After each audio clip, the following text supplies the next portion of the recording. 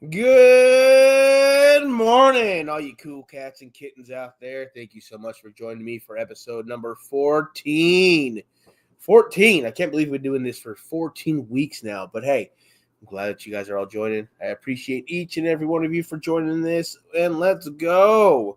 So, probably stayed up a little too late, but you know what? That's okay because it is what it is, and I'm still here. I still wake up just in time to get this to you guys. Let's go. So, check out this stickers from Dust Bros. Let's go. Whoo! That's right. Get it right, get it tight. But my week was kind of long, kind of but hey, you know what? It is what it is. I still made the best of it, and I kept going. I made it to Friday. Let's go. But today is a very, very, very awesome special episode for me because the person I'm going to bring on is somebody who has Tourette syndrome as well. So shout out to us. Let's go. And they are also a very big influencer as well, which is super cool because I know that she goes to TitCon and like the other events. So really, really cool to get her on and get her perspective on like what's her upbringing, what she's going, what she's going through, what she's about. Like, heck yeah. So, but she is running a little bit late. She said, give me like 10 minutes. I said, hey, I just woke up too. So it's all good. It's all good. But I did get a very, very, very special energy drink for myself today because we always do this on the show, right? What's up, Nick? What's up, Ray? What's going on, guys? I got the pink edition Berries Red Bull. Let's go. And of course, I just finished the rest of my C4 from last night. So shout out C4. Shout out Skittles C4 because I did finish the rest of it. Yes, Nick, finally once on time. Let's go. Hey, I think I was on time last week.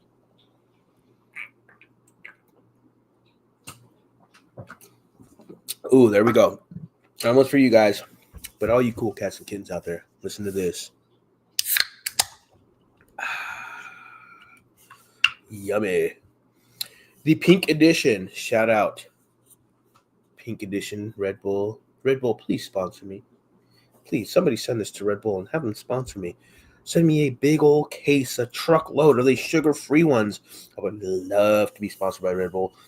To not ever have to buy an energy drink would be amazing. I would feel like Travis Pastrana of the podcasters. Let's go. But, just saying. Just saying. Hey, you guys want something cool? While we wait for the guest, we will check out some coolness. Look at that. Woo! What you know about that? What you know about that? 50 cent poos. Hell yeah. That's cool. And shout out to Quest. Look at that. What you know about these protein Cheez-Its? Oh, goodness. I left the fans on. I don't know. Can you guys hear the fans? Let me know in the comments if you guys can hear the fans. But this week's sponsor for the show is Dead Man's Beard Company. Shout out Dead Man's Beard Company. You guys want to grab some stuff from them? Really, really good stuff. Really, really good stuff.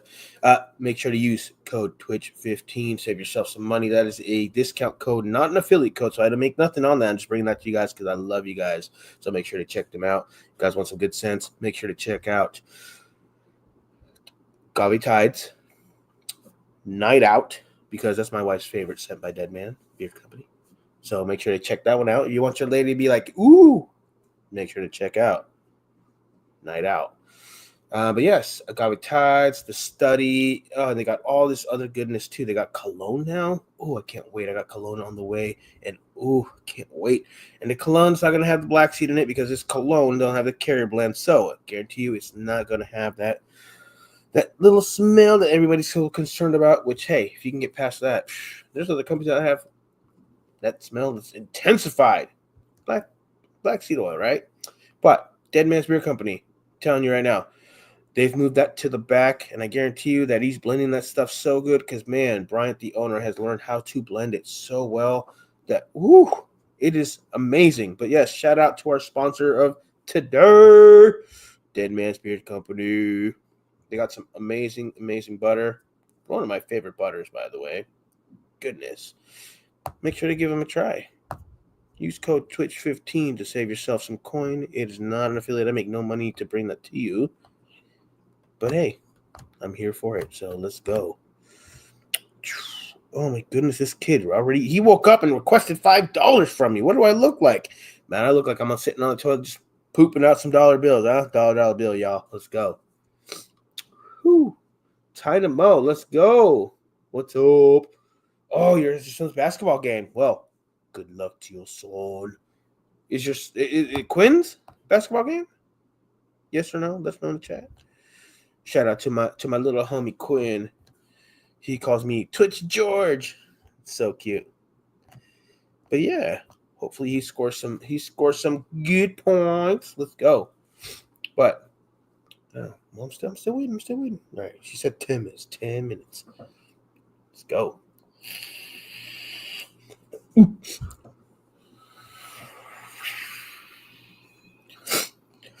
So yesterday, I guess the biggest well, there were some trying phone calls this week. I think what did me in last night though was like the fact that I went to Jack in the Box and I was sitting there for like 20 minutes and everybody else was getting their order. Like, hey, pull forward. Everyone else got their stuff. And we didn't. And then I reached in the bag because I'm driving home. And there was no hot sauce. That should be a crime. So I had to do the tacos without some hot to the sauce. And that was very, very sad. But it was all right. I should have just waited till I got home because there was some amazing food waiting for me at home, and I skipped out on lunch. So it is what it is. But yeah, I came home and I shared the rest of the food with everybody. But man, dude, waited so long. The tacos were not even warm anymore. Like, oh, it was horrible. Oh no, she took my receipt. I guess I can just go on the website and do a nasty review and be a Karen because that was horrible. The one in Maricopa is always so busy. Goodness, man. Goodness. It's horrible. Like, it is what it is. I'm not going to let that ruin my Saturday. It already ruined my Friday. So, you know what? Forget you guys. And then by that, I mean, forget Jack in the Box. Not you guys. But,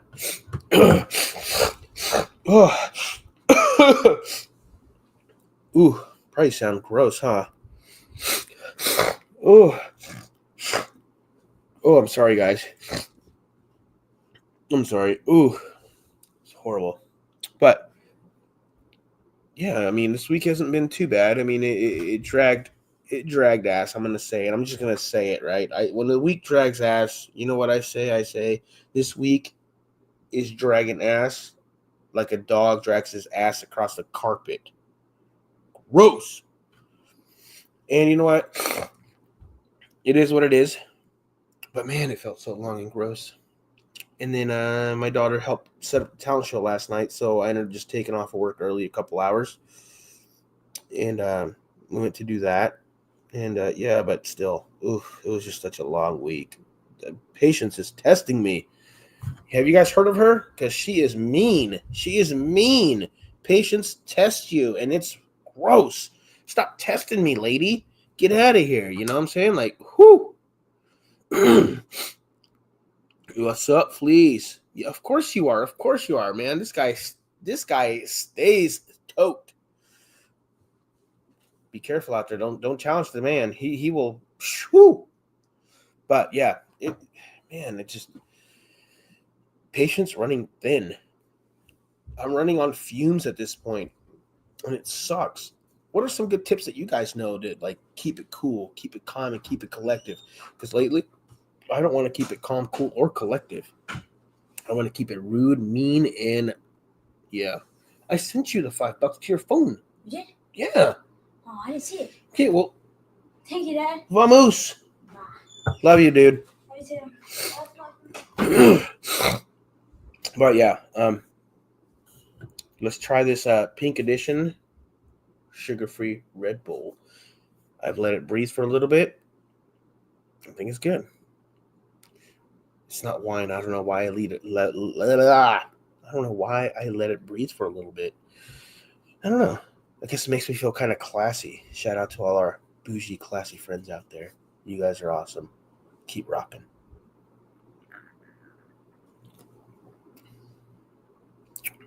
Yummy. Not bad. It's a wild berries pink edition Red Bull. Not bad, not bad at all. Not bad at all. Shout out Red Bull for doing a pink edition. Shout out to Pink for Cancer, right? Let's go.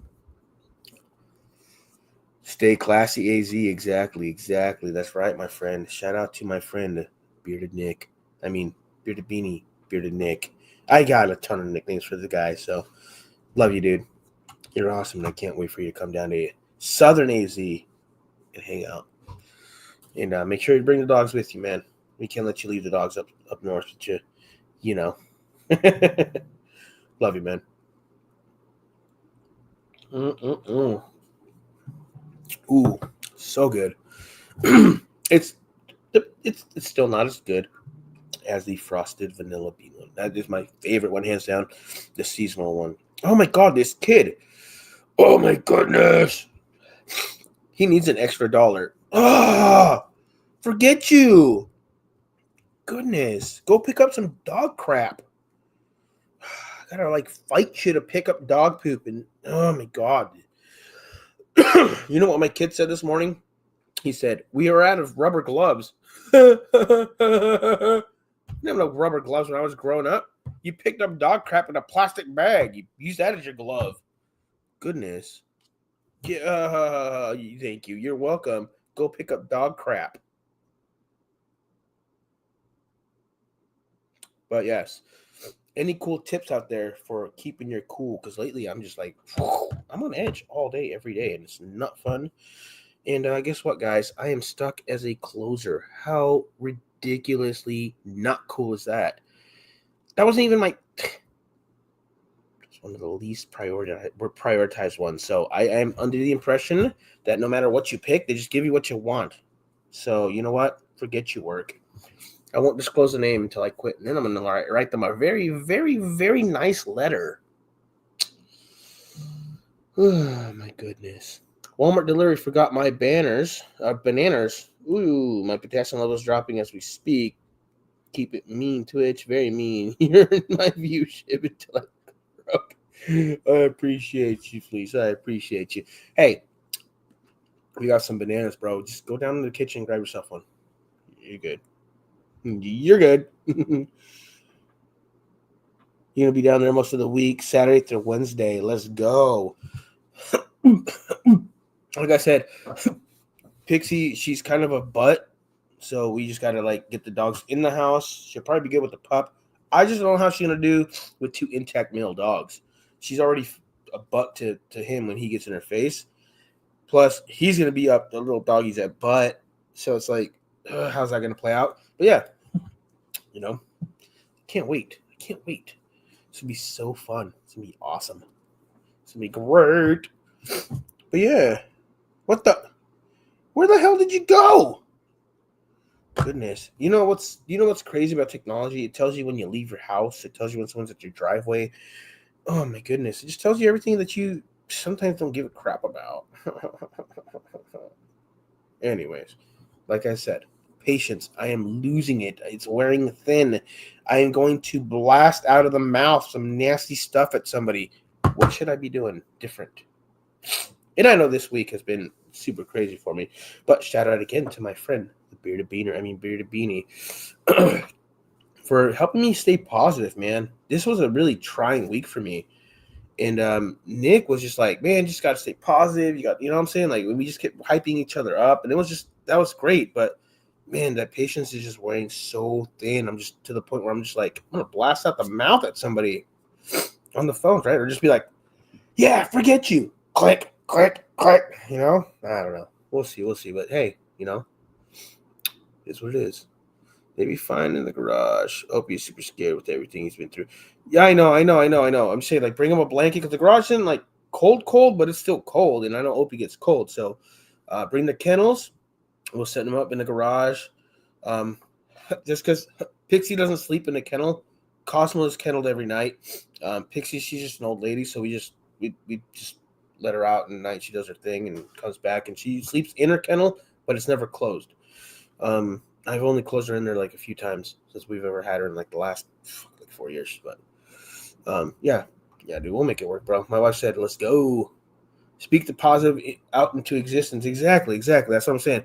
And you were a very awesome friend this week for like, like getting me there and like, but man, it's just people just trying me left and right. And I'm just like, man, like letting it go. Like I'm just like, I'm at the end of the day, I'm still like, but I mean, like, think about it. Like the OCD inside of me is like, I play the scenario over like a million times and no outcome is different. And that's what sucks. Ours are close kettled every night. Yeah, see, Cosmo's the only one that's close kettled every night. Maybe because of your situation. Yeah, I mean, he doesn't get into stuff. He had started to when he was a pup, so we ended up but he always goes in there to sleep anyways. Not a big deal. But, ladies and gentlemen, we finally have our guest. She has arrived. Our guest is somebody who is a big advocate. I've been wanting to get her on the stream or on a stream or IG stream, whatever, right? For a while. Finally reached out and made it happen. So, guys, make sure to welcome her and show her your support, and make sure to go follow her. All the links are in the description. She's got TikTok, she's got Discord, she's got IG, she's got everything. So make sure to go follow. All right, let's go. What is going on? Hello, how are you? Can you hear me okay? I'm good. Yeah. Awesome. How are you doing? I'm doing good. Like I said, to you earlier, I woke up a little bit late, but it's because I was up late last night reading a book. And sometimes when you get to like a chapter and then you're like, okay, this will be the last chapter, and you read, and you're like, wait, and you keep reading. And I do the thing where I'd look to see how many pages I had of like this chapter, and I'm like, I could do that. Yeah. And then I read it, and I'm like, this is the last chapter. And then I get to the end, I'm like, but wait. And I did that awesome, like 30 times. So I have not read a book in a long time, but I remember that where you're just like, oh, let's see. And then you're like, oh, I can do that. That's cool. And then before you know it, you're well into the night. And you're like, oh, I should have gone to bed like 30 minutes ago. But if you had, would the book have spoke to you in a different way? Probably, right? Like in that moment, you're just so engulfed in it. You're just like, yes, Right, exactly. Yeah. I was not really like a big reader either. But I feel like at the end of last year, I did like this thing I saw on Instagram where it was like, check it off if you've done it at all this year. And so it's kind of like, like simple things like, did you, go on a trip? Like, yes. Or, did you go to the movie theater? Yes. Like simple things. I was like, read a book, and I was like, gonna check yes. And I was sitting there thinking, I was like, I read a book. I haven't read nothing. And the only thing I could think of was like, I played this game, this very typical girl game where, you have the story or whatever, and then you get to make choices and all that stuff. So I was like, that's technically like a book, but I'm like playing it, but like an actual like book? No, I haven't read it. And I was like, dang, I did make sense. So it's been a while since I've read a good book. I mean, my favorite book of all time is Fight Club, so nice. I could read that thing over and over and over and over and never be tired of it. Nice. Very yeah. Cool. I read the book before the movie, but it was cool because it worked out in my favor. I read the book before the movie, and then I watched the movie. Oh no, I watched the movie and then read the book, right? So when I read the book, the voices that I heard were the characters in the movie, so it played out really well. But the ending was way better. Oh, nice. Yeah, usually I hear it is for the book. It was an extended ending is what I call it, the alternate ending, and it was really, really good. So it worked out. But yeah, go ahead, introduce yourself. Tell us what you're about. Tell us a little bit about yourself. Sure. So my name is Jhónelle. This is my dog. Now asking for my attention. Hello. His name is Tux. I'm 29, almost 30. Let's see, a little bit about me. Normal stuff first, I guess. I like hanging out with my friends. I like reading. I like to play Sims. And it's a very thing where people are like, I haven't read that forever. The Sims community is still very much alive and well. I like learning new things. Like I'm always watching random videos on YouTube or different stuff like that. And obviously I also have Tourette syndrome. So there's that. I think, I've had it since, I don't know exactly the age. I can guesstimate probably 8. Just based on what one of my friends from elementary school said. and my tics were like a lot more mild then, so nobody really pointed it out. But I think once I got to about 15, 16, one of those, my tics really like amped up, which I hear is typical for Yeah. if you have tics for your kid, they amp up when you're a teenager. And that's the first time like I fully remember having tics and having that feeling, that conscious feeling. So I'm not sure. Maybe I did have it like super, super mild when I was younger, and then it just spiked. I don't know. But yeah, so that was interesting. That was super fun. The first tic that I remember, like the feeling and like fully doing, where I was like, "Whoa, what is happening?" I was in like a summer course, and I was sitting next to a friend. We were in the computer lab, and the room was like super cold. Like every time, I was like, "This is ridiculous." I know we got all these computers in here, but I should not be wanting to bring a jacket to school in the summer in Texas, but it was extremely cold. So I literally was like, whatever. I never did, because again, why am I going to bring it in the freezing cold in the steaming heat into Texas? So this is important because I thought that my first tic was like a weird like chill maybe, because of what I did. I remember feeling this kind of weird feeling in my neck, and then I like jerked my head to the side, or maybe I turned my head to the side like that, and then the person that was my friend that was sitting next to me, she like was so dramatic with it. I, knowing the type of tics that I have now and the ways I move my body, that tic back then was not that big of a deal, but whatever. Um, she like jerked back her body, and she was like, "Oh my gosh, you look possessed. What are you doing?" Whatever. And I was just like, okay. The wrong thing to say to somebody with Tourette, though. Yeah, that was the first time anybody actually reacted to any of my tics that I was like cognizant of, and I was just kind of like, oh yeah, that was a weird chill, because I didn't know how else to explain it. You know, you kind of have a chill, it goes down your spine. So I was like, oh, maybe that was a chill. So it's kind of weird because it stopped in my neck, didn't go through the rest of my body, but okay. Okay, I couldn't stop doing it, and I was like, okay, this is not a chill. This is not a chill. And then I just started picking up like more tics, like squinting my eyes, making eyebrows, all kinds of stuff, making a little noise, kind of like still don't know how to describe it to this day. It doesn't really sound like any specific thing. That noise. So yeah, grunting, but not fully, because I'm also making high pitched noise. I don't know. But yeah, that's when I was like, well, this is a thing. It's happening. Everybody's just looking at me like, why is she doing all these things? And I'm like, I don't know why I'm doing all these things. So that's kind of how my experience with that went. I don't know how much you want me to keep going to my story, or how deep you want me to get. Oh, you share whatever you'd like. That's fine. So I had actually seen, like, I was actually kind of somewhat educated on what Tourette syndrome was. So in my head, I was like, well, I'm doing this without like me wanting to. Like, I'm not doing this. I am doing this, but like, I'm not doing this. This is weird. Like, it's uncontrollable. And I remember thinking that word was like uncontrollable. What's that thing that's uncontrollable? Because I had watched like a documentary on Tourette syndrome on this Discovery Health channel a couple years back, and I was like, oh my gosh, it's that thing. And I remember I had watched it while I was getting my hair done. Like, my mom was like braiding my hair, so I was like, oh, she'll know. Like, when I mention it, she'll know. So I think probably by like the third or fourth day, I went to my mom and I was like, oh, like my head keeps moving and I'm not trying to make it move, and like my eyes keep blinking and whatever. I was like, I think I have Tourette's. Remember that documentary we watched? I think I have Tourette's. And she was like, her response was like, girl, you're fine. Just go pray. Like, please stop. Like, it's like a break. And I remember just being like, oh, like discouraged. So I was kind of like, okay, I was gonna tell my dad, but I was like, I'm probably gonna get the same response.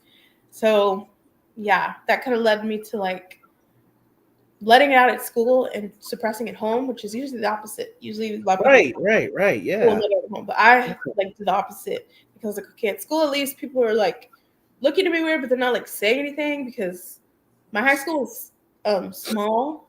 Like we started with like 125 people. Oh wow! In my class, and then we graduated with like 91. Yeah, so I was like, people have known me for 2 years not doing this, or if I was, it was too subtle. They didn't think I was cooking. And now all of a sudden I'm doing like a lot more, like more complex movements and stuff. So it's kind of like, I don't know. Yeah, I got to pick one. I'm going to pick people that have known me 2 years and just kind of look at me and don't say anything. That's fine. So anyways, so yeah, I did that. But it was hard. I mean, obviously when you're at home, you want to relax, you want to do stuff, but yeah, would just kind of like try to stay in my room for a long time because I kept taking my room. I remember, don't know how I had the knowledge to do this, but I remember like downloading like a calendar where I was like, okay, I guess I'm going to tell somebody about this someday. So I would put like at the end of the day, like color code it. Like green was like good, like I didn't do that too much. Yellow was like, eh. That's And an then OCD organization oh right my there. gosh, yeah, probably. Red was like, oh my gosh, like I'm tired or I'm in pain or something. And I had the calendar going for months and months. I was like, this is still really a thing, and then you're thinking like, is it a thing because I'm still thinking about it, and maybe if I just ignore it, it's gonna go away. I don't know. So I dealt with that for a while. Super fun. There was not a lot of resources online like there are now to learn about Tourette syndrome, but I did look it up. So it's like, well, what is, like, I remember that word, so I'm gonna look more into it. Most of the stuff was like video. There's not really a lot of videos. There's more like, studies that people posted online, articles, things like that. And if there were any videos, there was like the videos back when YouTube had those, like the trend where you just played music and said nothing and held up cards to pass down, like telling their story. So I was like, okay, like some of the examples of some of the tics people said they were having, I was like, oh, okay, like, yeah, I remember that from the documentary, or yeah, I'm doing that too, whatever. So that was kind of how I educated myself. The Tourette Association was around. They were called the Tourette Syndrome Association back then, but they didn't really have online events. It was all like in-person stuff in like Florida, and I'm not in Florida, so it's like, well, my parents aren't taking me to that because Right. they don't even think what I'm doing is real. So I'm not. Yeah, we're not doing that. So yeah, I just kind of had to deal with it by myself for quite some time. But I was a psychology major at the same time as well. I guess I should mention that. So I tried learning through like side stuff too, because I did high school. I went to like an early college high school program. That's why I was small. So we were doing like high school and college at the same time. So in my it was a lot. In my psychology classes, I'd be like trying to find, chapters in the book talking about, any type of movement disorders or anxiety disorders or whatever. I was trying to figure it out by myself. So that's kind of how my story started, I guess. I don't know if anybody has any questions or. So you said you remember like your early tics being around 8 years of age. Mm. Your parents kind of, in a way, dismissing it, right? Yeah. When did they finally were like, okay, this is real. She does have, something going on. Let's get her to the doctor. Let's get diagnosed. Let's do it. Around what age did that happen? So it didn't. Not in terms with my parents. Because again, I just kind of had to try to suppress it at home. There are many things I look back on in my life that I'm like, how did my parents not know that I was neurodivergent? Like many, many different reasons. But it's whatever. I mean, there's lots of signs, but I think parents a lot of times just dismiss it because they're afraid that their child is different from everybody else. Yeah. I kind of feel like that's kind of like and me as a parent now, and looking at my daughter and going, ooh, oh, no, wait. And you kind of like push it. You're like, no. So I think that's kind of like where they're at, where they were at that time. So, yeah. Yeah, maybe. I just were in the thought of like, you're funny. Okay. Like, it was something that was brought up once and that was it. I remember obviously trying to suppress, but I feel like there were some times where I couldn't. Like, there's just days where you cannot sit and suppress the whole time.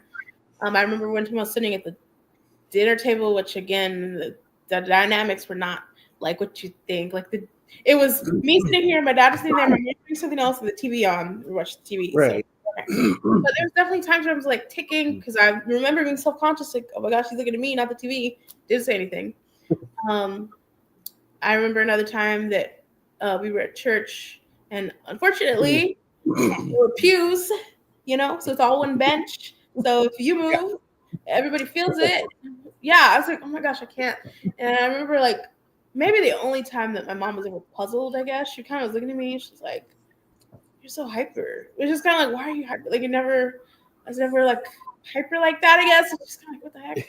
But I feel parents always revert to like your hyper, and it's like it's more than just that. Yeah, like I'm sitting here doing this, like trying to stop, but like, okay, you're hyper. Tried to like go out to the bathroom, come back. It was a whole thing. But yeah. So anyways, had to go through school without support or, accommodations or anything. I mean, I guess in terms of like the spectrum of Tourette syndrome, I was more to moderate in there, but still enough to, affect me and stuff. In terms of getting diagnosed and stuff like that, once I got to college, I talked to a counselor about it because I know that they at least knew what the DSM was. So she went through the DSM. She didn't officially diagnose me, but she did like go through the DSM and was like, oh, okay, well, this is what it looks like, blah, blah, blah. Now, I had gotten so good at, not so good. I should say so good. I had practiced so much, either suppressing or masking my tics. Yeah. That one vocal tic that I had, I thought was a motor tic in my throat because I would never let the sound out. I would just be like, oh no, it's just like, because I'm like trying to like move my throat. So like I just have motor tics. So when she was going through all the tic disorders, I was like, oh, I think I have like chronic motor tic disorder. Like I think that's the thing. I'm like, okay, cool. Like didn't hear about that before, but that makes sense. Whatever. Kind of let it go because my tics, they wax and wane, so they kind of got better. So I was like, oh, I think I'm doing okay. Right. Till I turned 26, by that point I had somewhat of a good job with like benefits and stuff. And I don't know if this happens everywhere, but around 26, you get kicked off your parents' insurance for health insurance. Right. Yeah. Usually that's how it happens. Yeah, exactly. So I was like, oh, I got my own now. I could pursue this by myself because money was not always like the easiest thing, I guess. Like they always made a big deal. I had other issues too, like with my foot that I'm still dealing with to this day. That it was kind of like, oh, we can't see a specialist. Like that's too much, like anything extra is too much. I only went to the doctor once a year. Anything else, you're sick. We're gonna get some Vicks. You're gonna get, whatever. Right. I was like, okay, I only go to the doctor once a year. They're not gonna take me for anything like specialty wise. And anyway, so once I was 26, I was like, cool, I can do this myself now. So I got my own primary care doctor, let them know what was happening, that this was a thing for a while. And she's like, oh, okay, so like you just have like facial tics? And I was like, no, like I have like tics all over my body. And at that point, by then I had picked up another vocal tic. So I was like, I don't think this is a tick in the throat. So that's why I wanted to for sure be like diagnosed, because I was like, maybe this is Tourette's, I don't know. So I like got a referral for a neurologist, and that day I was like working, and then I got off work early to go, and I had usually again learn how to mask my tics, right? Like doing something with my neck, and it looks like I'm like stretching, or like if I jerk my head to the side or something, I act like you just try to do different things to like hide it. So I told myself, don't do that at all, because sometimes you transition to a new environment, you were ticking, now you're not, or something. So I was like, I need to put you on edge, and then you get worse. Yeah, I was like, I needed the neurologist to believe that this is a thing. Like, I need to hold my tics for the appointment, because I know a lot of people sometimes when they get there, they just don't tick, and the neurologist is like, I don't know what you're talking about. And I was already on his wait list for like 5 months, so I was like, I need this to be a thing. So also during the time was like probably, well, how old was I when I was 26? I should know. 2021? Yeah. 3, 2, 4, 5. Yeah, that makes sense. So, because I'm about to be 30. So, it was kind of more popular online and stuff. So there's already like a wait list. And I was like, oh my gosh, they're going to think I'm a case from like I picked up ticks from TikTok or something. So I was like, I need to be ticking by the time I get there so I can explain that this has been a thing for a long time, whatever. I just never got the opportunity to get diagnosed. Yeah. So finally went in, doctor's talking. He did a bunch of other tests for like, other things where they do the thing where you like pull your fingers and like look and follow the pin, whatever. Yeah. The little vibration thing, whatever. Yeah. And I was like, he was asking about like co-occurring conditions as well. So I was trying to just like explain some of like the OCD like things I did. Never got fully diagnosed with OCD. I was told I had obsessive compulsive behaviors, whatever that means. I had compulsions without the obsessions behind them. People usually have a thought and they have to do a compulsion to fix it. I just have to do things because they felt right and that's it, which I guess is more of a Tourette OCD now. But I was told you have obsessive compulsive behaviors. I don't know about disorder, but behaviors, yes, you do.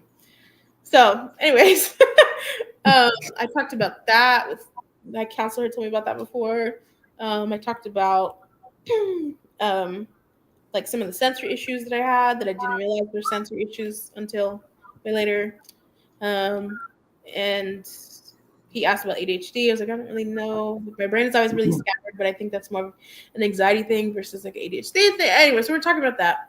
And then he kind of is like wrapping up because he's like, okay, well, you can go to counseling, but it looks like you already have a counselor. You can try, CBIT. You could try whatever. There's not a lot of options. There's medication, whatever. So I was like, okay, well, what do I have? Like, do I have Tourette's? And he was like, oh yeah. Oh yeah. Oh yeah. Case. And I guess he was saying very complex case because I was ticking a lot that day. But me knowing that was my higher end of like frequency and ticks was like, okay, so I'm like mild to moderate, cool. But yeah, that's the story of how I got diagnosed. And I don't know, it's weird because obviously it's not like you're not valid if you don't have a diagnosis because there's a lot of things that could get in your way of that, whether that's availability of neurologists, availability of money to do so, all of that. Yeah, but it's just like, it just felt different that I finally had somebody be like, yeah, this is what this is. Well, the feeling of validation is exactly super important to any neurodivergent person, right? It doesn't, you're not invalidated if you don't get it. Mm-hmm. But for us, it's something that, man, you finally feel like, oh, okay, I finally got an answer, at least one answer. So it's super important. But it's crazy you say you didn't get diagnosed till you were an adult. And I know Haley, you know Haley, right? Yeah. She also wasn't diagnosed until she was an adult. Yeah. And I'm like, dang, that's crazy. Like, but I get it. Like you said, your parents were just not really open to, hey, this could be something that, you have or need some help with, whatever the case may be. And I definitely get that because, like, I mean, I wasn't diagnosed until I was like 13, but my parents always knew that I was a little different than all the other kids. By the age of 5, I was like, you're just like off the charts. You're super hyper and you do all this. But like you said, it sounds like you grew up in a household that was fairly religious. You said you've gone to church, right? So like I did too. So it's like one of those things where like, hey, let's pray and it'll go away. Yeah. No, it's not. Exactly. It's not gonna. Yeah. You're a kid, so what can you do, right? So yeah, it's that piece of validation that you just, almost like a peace of mind. You kind of need it. You kind of want it. For sure. But it's cool that finally, once you became an adult and you had, some decent health insurance and you were able to, like, do your own thing, be like, hey, I need to find some answers, and you found some answers. But yeah, like you said, there wasn't very much information out there, and like, I mean, even to this day, it's one of those things where, like, you watch a movie, it's one of those things where it's like, it's cussing. Well, yes and no, not for everybody. So there's still a lot of like misinformation out there that people are just like, oh, and they dismiss it, and right. But yeah, that's really cool that you finally were able to like get an answer and be like, all right, this is it. Finally, for sure. You found a home, I guess, in a way, right? Because you're like, all right, exactly. cool. I can find some help and find some supports and some friends. And I know I've talked to Tourette Cop before, and I've had him on before, and he's like, it's like one of the most lonely things ever, because it's a thing, but there's not a lot out there, and it's like, Mm-hmm. you know, there are people that have it, but there's not at the same time. It's like it's a very lonely thing. And I said, yes, it really is, because like out of all the kids at your school, I guarantee that there is other kids that have it, have Oh gone yeah. diagnosed, or don't have it to the extent that you may have it. So they just kind of go through life like, oh, it is what Yeah. it is. Cool, you know. There was one other kid in my school that actually had Tourette, and I'm sure there was probably others that probably went undiagnosed. There was another kid, and yeah, it was kind of cool. I felt, like you said, in a way validated. I was like, oh, there's somebody else out there that does. But we Mm-hmm. weren't close. We didn't hang out or nothing. But we were still cool. But Yeah. at least I wasn't the only person in the world. And like you said, like there's not many resources. So it's like, man, what do I do? Yeah. How do I navigate the world? Like you said, like the OCD, right? Like what you said, Tourette OCD, right? Where Mm-hmm. like you have to do it until you're okay with it. And a lot of times, like for me, it's like I'll be eating and I have to keep doing it until I feel okay. And it's like Mm-hmm. number amount of time. Sometimes it's like 3 times, sometimes it's unlimited time, sometimes it's Yeah. like that through the entire meal. I'm still not okay with it. Yeah. And I tapping and like heck, if I had it my way, I'd just be slamming on the table, Yeah. you know. But it's like you said, you learn to like mask it. And what I used to do is, and even to this day I still do it, is find some humor, find something to like rope it in and like Mm-hmm. make it a routine, like a funny thing, right? Like, and it sucks that we shouldn't have to do that, but like you said, like the way we grew up, we didn't have the resources where like, hey, it's okay to Mm-hmm. do, so we kind of just used to it. And at this point, a lot of times that's what I do. Like Equalia, I'm like, oh, somebody said something that now I can't stop thinking about it, and I have to keep saying it, and I'll Yeah. find something to like bring it together in a funny way so that like it kind of masks it. And although my family already knows, so they just like they just go with it, and it is what it is. But a lot of the time, I just have to like, especially meeting somebody new, I'll rope it in a way where it's comedic. Yeah. Or I was talking to my friend Emma about this. I also helped to Shout film. out Emma. She just moved out to NYC, Yes, she and did. she just got a place, Yes, she and did. she will be on the live stream at some point soon. Nice. But yeah, I was chatting with her. I helped co-host the Tourette podcast with Brittany Wolf, and she was a guest. The episode is out Yeah, shout out Brittany. last Friday.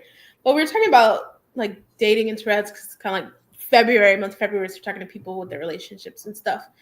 And the topic came up of like, what do you do if you like you're, meeting somebody or you're on a date and you're like ticking, and how does that work? Like, do you just like disclose like ahead of time? Like if you met them on the apps, you disclose there, like do you wait, all that.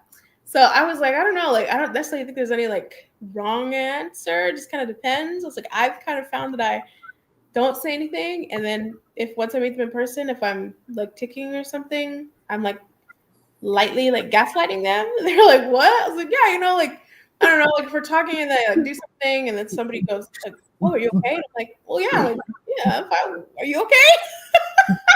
I just act like like they didn't see what they saw. I was like, Fine. let's lightly gaslight them because I need to know if like this might not even go past the first date. I'm not trying to sit here and do that. It's not even gonna go past the first date.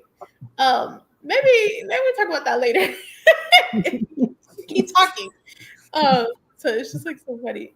They were like laughing, but I was like, yeah, I just kind of like lightly gaslight them, and then if I never see them again because they did something dumb or they're not interested or whatever, then okay, cool.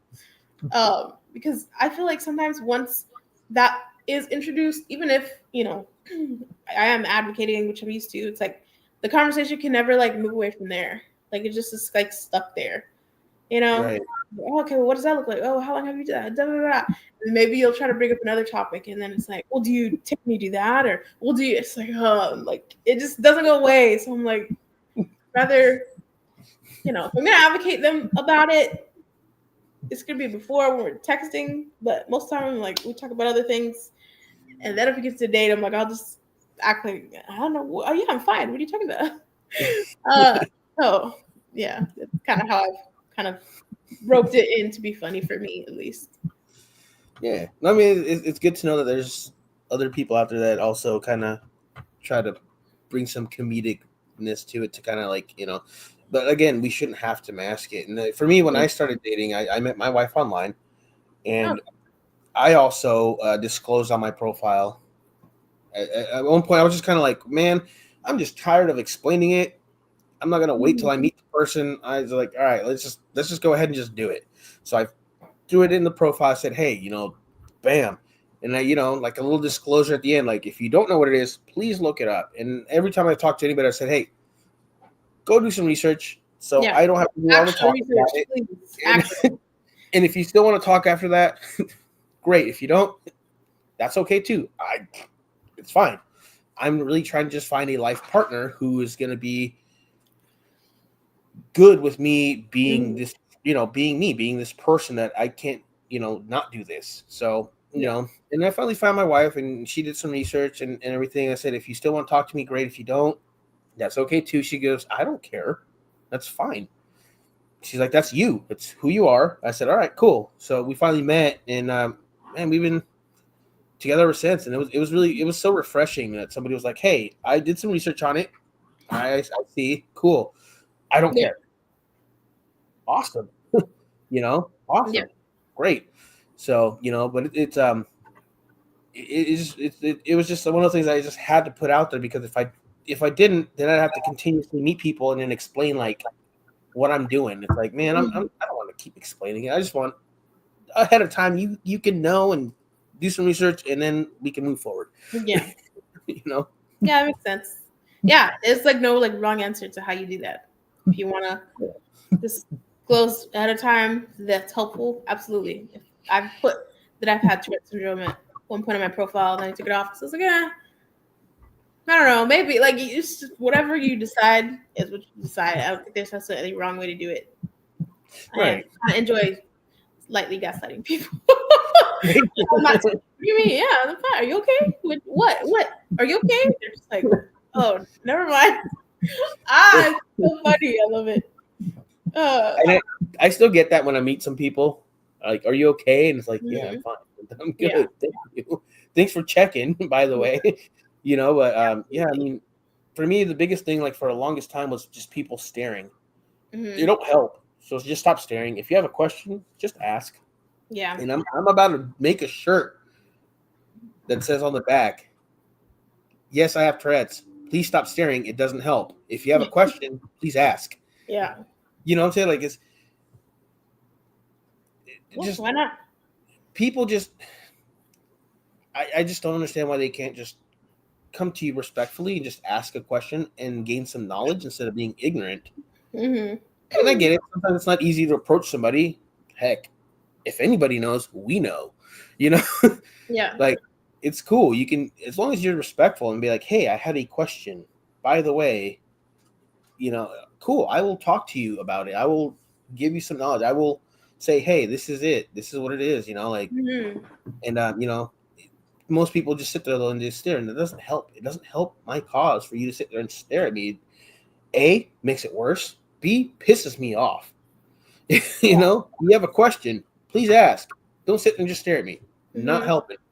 So, yeah, I mean, I don't know. Like I said, I'm about to make a shirt, just wear it and be like, leave me alone. Yeah. You don't have any, leave me alone. Why not? Yes. This is a little bit unrelated, but it reminded me of it. But I know I spoke about like having it since probably 8 earlier. I have to tell you the story of how I found that out, because for the longest time I thought that I started having tics early, or not early, like as a teenager. But last year I had kind of like reconnected with one of my best friends from elementary school. We were friends from like third grade to fifth grade. But she's like a great friend. So anyways, I found her, we reconnected, we met up, whatever. And she was like adopted. She had only been in, I think, the United States probably like for less than a year or a year by the time that she went to my school, which also was small. I don't know. I just always end up going to small schools because I went to like a charter school, which is kind of a ghetto public school. Anyways, it was like less resources, less everything. But it's kind of like a good setup for if people are not going to do good in the traditional public schools, so whatever. Anyways, so that's why I guess her parents put her in charter school because it was smaller. She could get the help she needed. But She told me when we were meeting up, she's like, when I found you, like when I found your account on Instagram, I was like, oh my gosh, that's her. And I saw you posting about Tourette's. I was like, oh, that makes sense. I remember looking at her and I was like, what do you mean that makes sense? Like, because again, she only knew me from third grade to fifth grade. I was like, what do you mean? Like, oh, that makes sense. What do you mean? She was like, oh, because like I remember seeing you do stuff like that. Like when I was younger, like when I first got here, I would like, she's like, it kind of sounds weird, but because I was from a different country and I was at school, I would like watch people to see like what they did to figure out like what was like, socially appropriate or culturally appropriate, whatever. And obviously, I would watch my friends because that's a good way to learn. She's like, I remember looking at you, but I was like, she always does stuff like she always does this like with her eyes or does like moves her head. She's like, but nobody else does. Like, do I do that? And I was like, oh my gosh, are you kidding me? Like, no, like I literally remember thinking, like, I don't know, like, this is her thing. And then she gave me another example of this other girl in our class. I don't know if I want to get into it because I did not realize nobody realized what she was doing until we were older. But she used to sit on her, I guess I'll put it this way. She used to sit on her chair a funny way. And sometimes she would kind of lean half her leg off the chair and make a weird motion and then make a weird face after a couple minutes. We're always like, why does she do that? I don't know. That's kind of weird. Why does she do that? I don't know. As we got older, we said, oh, okay. We realized that she was, doing that because it felt good. But we were always like, that's kind of weird. So again, like she used that example, like I would see her sit like that. And I'm like, that's kind of like nobody else is like that. Do I sit like that? But then everybody would look at her and be like, why is she doing that? So then I was like, oh, okay. Like she was literally telling me like how she learned like cultural and like social norms. She was like, okay, don't do that. Like nobody's doing that. Cool. So yeah, she's like, I see you do stuff and move your head and blink your eyes. And I'm like, but do I do that? But nobody else is doing that. So she's like, okay, I guess not. And that was just like a thing she had in her head. Like as she got older, she's like, oh, I guess she just does that. Whatever. I just thought it was so funny. I was like, wow. Like, yeah, I guess I had mild tics to where she literally remembers like being a kid thinking, should I copy that or not? It's like, dang. Wow. So that's how I learned that I actually had tics younger than like 15. Obviously I don't know. They might have been a thing that kind of came and went, waxed and waned, but it was enough for her to realize and wonder if she should copy that or not. So that was a very interesting story. Definitely, I feel like through the teen years, it was the worst. Oh, yeah. So I definitely can relate to that. It's wild though that you say like at school you were like, and then at home you had to like suppress. Mm-hmm. For me, it was the opposite. At school I would suppress, and at home it'd be fine, despite like my family being like, "What is going on?" Like, and I get like they find it annoying because sometimes it is annoying, and I get it. I'm like, I'm annoyed just as much as you are, if not more. Like, I can't control it. I have to keep doing it. So yeah, exactly. You can walk away. I cannot. Right. So there's like small suppression at home, but mostly was at school. So that's wild. At school, you felt free enough to just do your thing, and then at home, you were just like, "Oh, nope, gotta stop." Yeah. Well, I don't know if it's necessarily I felt free enough to do that. More so, I gotta pick one. Like I can't suppress all the time. Like right. So I gotta pick one. We'll pick school because hopefully, and even then, it was like I would still try to suppress a bit at school because our tables we didn't have desks. We had like round circles, which was okay. 4 people to the table. So again, I'd be ticking and doing stuff, and people would be like, "Can you stop moving the table?" And like, and then I would start like suppressing. But yeah, it was kind of like I can't do this constantly, so like I can't just suppress all the time. So like sometimes, also depending on the weather, like cold really impacts my tics. Obviously, the computer lab story. So if the classroom was cold or something, then maybe I couldn't really suppress, and I was like, well, here we go. Versus at home where it was kind of like, he had a nice warm house, living super cold. I was like, okay, cool. I think I can suppress a little easier now. Yeah, that was interesting times. Very interesting times. But yeah, who'd have thunk I would have taken that, turned around, and started like posting videos about it online. And then even when I had learned like, okay, I probably have like chronic motor tic disorder. Like I never like shared it with anybody. I think only like 3 people in my life knew that I did those things sometimes and I couldn't control it because they had been around me for like years and stuff, once I was like an adult out of college. And then I was kind of like, okay, well, I guess once I got my diagnosis, like, okay, I guess this is a thing, and people are posting about it now. Like they're helping like reduce the stigma, so like maybe I could post about it too. And I also remember like several different as people started posting about it more online throughout the years, several different times where I'd see people post like for like Tourette Awareness Month and stuff like that. And I was like, oh, like maybe one day I'll share my story, but maybe not. And then finally, once I had gotten diagnosed, I was like, I guess I could share now. It was like one of those things I was like scared to do because again, I hadn't really told anybody about it. I kind of suppressed it. I was like, this is literally going out on like my Instagram and Facebook. Like, this is not going out to like a random, it'd be one thing if it was going out like on the internet, you'd never know who's gonna see it. But like to the people that follow you because they know you, it's a whole different thing. So I had it in my house for like almost like a week because I was going back and forth and like posting it, or I'd like delete the caption I had and add it. It was a long thing. So, but yeah, I finally did, and I did it when I knew I had somewhere to go. So I was like, okay, I'm just gonna post it, and then I'm driving, so I'm not looking at my phone. I'm at the event, so I'm not looking at my phone. I don't have to worry about people's comments. Thankfully, once I finally did look at it, I had a lot of like people. I had a lot of notifications of people saying stuff like, because I had a lot of different groups, right? So there's people from high school that were like, oh, that's what you had. Okay, that makes sense. There's people from college who were like, oh, no way. Like, I had no idea. Which, again, queen of suppression I'm asking here. So, yeah, if you had no idea that to my hard work. And then people, like, even maybe that not necessarily in school, but knew me from a young age. Like, oh, okay, that makes sense. And, like, oh, like, so proud of you for sharing, or great job. Like, it's mostly, like, positive stuff. I had one family member that was like, oh, I didn't know that you could just turn it on and off. I was like, I can't. She's like, oh, you never do that when we had like Thanksgiving or anything. Da, da, da. I'm like, well, I definitely did. Everybody's either busy looking at the TV, looking at the mashed potatoes or something, and I'd let a couple out. I'd sit at the kids' table, y'all at the adults' table, so you didn't realize like it's definitely still there. It's just not the image in her head she was thinking was more like the more severe side of Tourette's that was not very easy to hide, that I'd be like shouting out obscenities or something like that. And because I was doing that, I did Tourette's. That's definitely not the case. That's not, like you have Tourette's without doing that. In fact, more people have Tourette's without coprolalia than do. You know what I mean? So it's like it's just the media makes it seem like there's only one version of what it can look like, even though that's not true. So, yeah.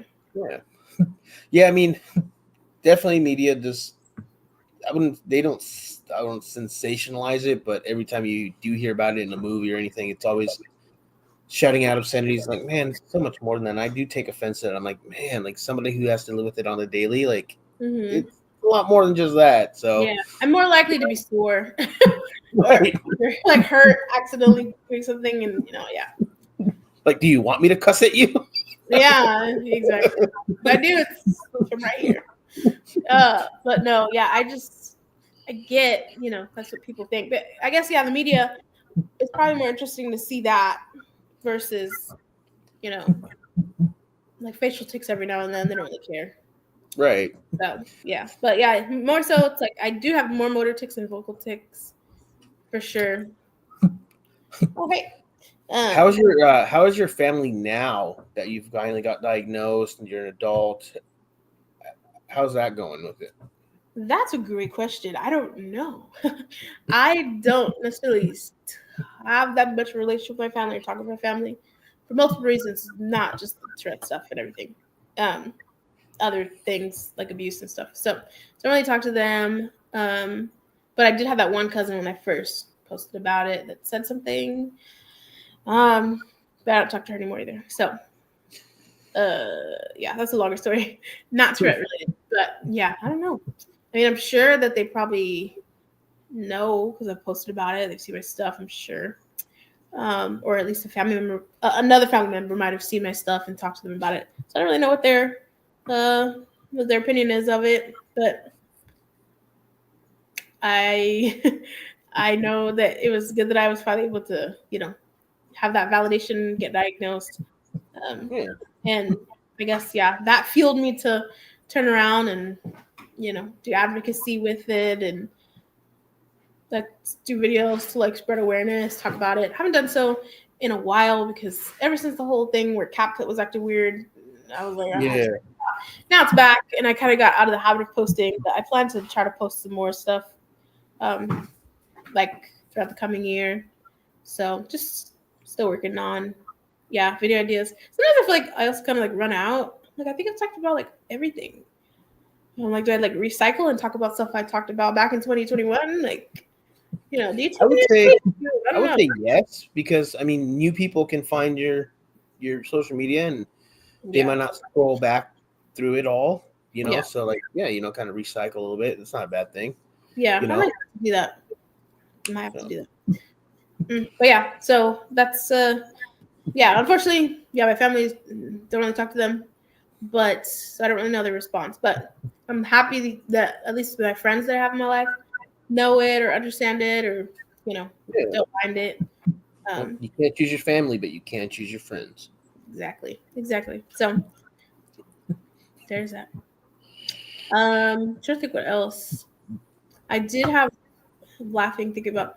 Did have one friend that um when I went to I hate this because I'm like so old, but I'm not. When I went to my high school reunion, like the 10-year high school reunion back last year or I don't know. Uh wait, that would have been 2023. So yeah. 2 years ago, I um like went, and obviously I had already been posting about it for a lot, so I was like, I don't know, this is kind of weird. High school, ooh, you haven't seen them in 10 years.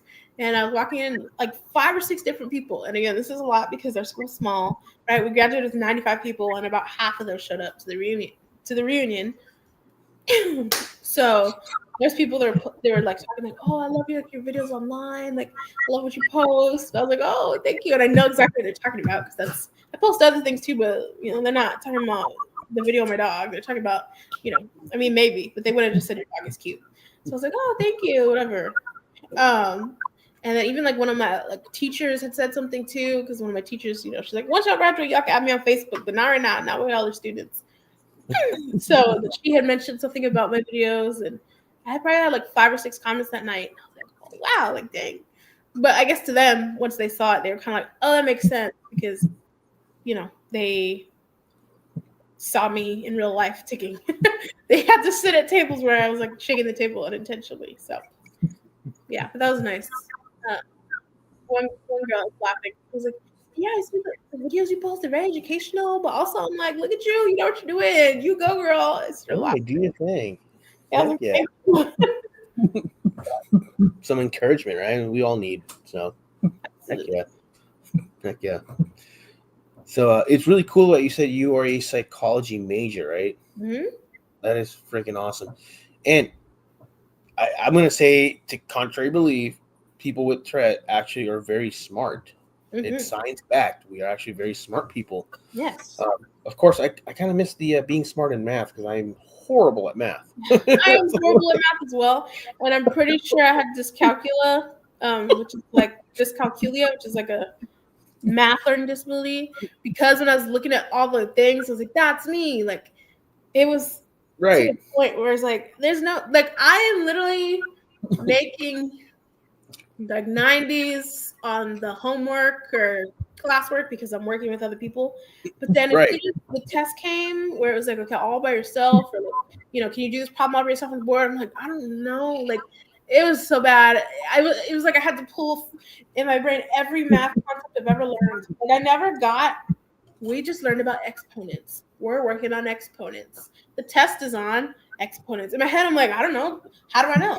What formula do I need? Do I I'll need take log? an F, thank you. It was that, and then like I would like get answers wrong because I would flip them on accident. I could be like, Yeah. yeah, like it's 45, and the teacher's like, oh no, that says 54. I'm like, oh my gosh, like it was ridiculous. Like I would always have issues remembering they don't look the same to me, but I would always have issues remembering if something had the number 7 or 9 in it. I would be like, which one was it? So even my bus, like I almost got on the wrong bus once. Oh. I did. I got off because I was like, okay, is my bus 177 or 179?